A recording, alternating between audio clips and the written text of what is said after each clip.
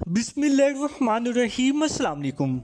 आज पाकिस्तानी सियासतदानों के लिए एक इंतहाई शर्मनाक दिन है। पाकिस्तान का आर्मी चीफ, जिसका काम मुल्क की सरहदों की हिफाजत को यकीनी बनाना है, वो अमेरिका और IMF पर प्रेशर बिल्ड कर रहा है कि IMF पाकिस्तान को उसके बेल और पैकेजेस में से रिमेनिंग $1.2 बिलियन के फंड्स रिलीज़ करे।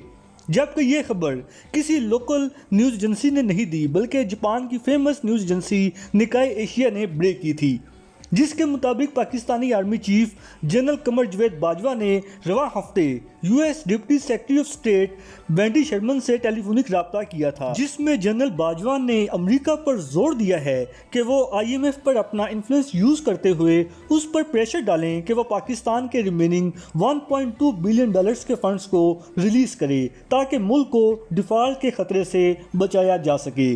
मज़ीद इस टॉपिक पे बात करने से पहले आप निकाय एशिया की वो खबर मुलाहिज़ा फरमाएं जिसमें उन्होंने पाकिस्तानी आर्मी चीफ के हवाले से न्यूज़ ब्रेक की थी। Pakistan army chief appeal to US in rush to avoid debt default.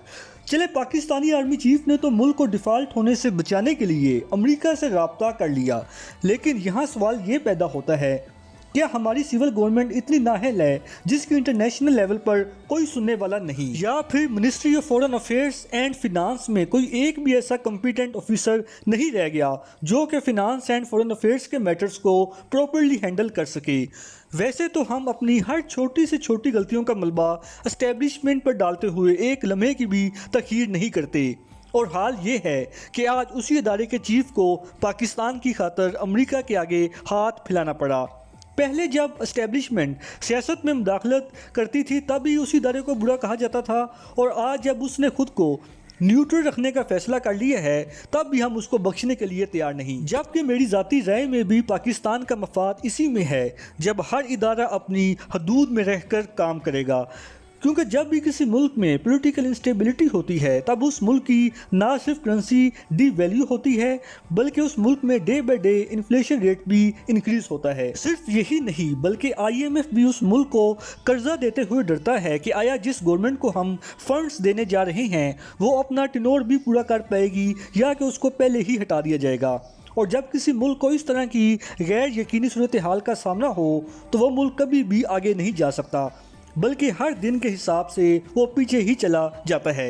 लिहाजा अगर मुल्क को बचाना है तो फिर हर इदारे को अपनी हदूद में रहकर ही काम करना होगा। यहाँ एक और बात भी बहुत ज़रूरी है, वो ये कि जिस तरह हम अपने सियासी जलसों में पॉलिटिकल नैरेटिव गेन करने के लिए अमेरिका को ललकारते हैं, काश इस तरह हम अपनी परफॉर्मेंस के ज़रिए भी अमेरिका का मुकाबला कर लेते, क्योंकि सिर्फ सियासी जलसों में अमेरिका को गालियाँ देने से कुछ हासिल होने वाला नहीं, और अगर इससे कुछ हासिल होना होता तो आज पाकिस्तान का ये हाल ना होता। अगर तो आपको अमेरिका इतना ही बुरा लगता है तो फिर अपनी गैरत का सबूत देते हुए लाएं अपने मुल्क में इस्लामी निज़ाम, फिर तो समझ आती है कि आपके दिल में अमेरिका के लिए कितनी नफरत है। लेकिन जब आपने अपने मुल्क में अमेरिका का ही सिस्टम फॉलो करना है, मसलन सूदी निज़ाम वगैरह, तो फिर बेहतर है कि ऐसे गंदे सिस्टम में अमेरिका को टोटली इग्नोर करने की बजाय उसके साथ गिव एंड टेक की पॉलिसी अपनाएं। और इस कंडीशन में तो हम वैसे भी अमेरिका को टोटली इग्नोर नहीं कर सकते, क्योंकि इस वक्त उसके कंट्रोल में FATF, IMF, वर्ल्ड बैंक जैसे बड़े बड़े मालियाती अदारे हैं। लिहाजा पाकिस्तान का मफाद इसी में है कि वो मौजूदा हालात में किसी ब्लॉक में शामिल होने की बजाय अमेरिका के साथ बराबरी की सतह पर ताल्लुकात निभाए। फिलहाल इस वक्त के लिए इतना ही, मिलते हैं इंशाल्लाह अगली वीडियो में। तब तक के लिए इजाज़त। अल्लाह पाक हम सब का हामी नासिर हो। पाकिस्तान जिंदाबाद।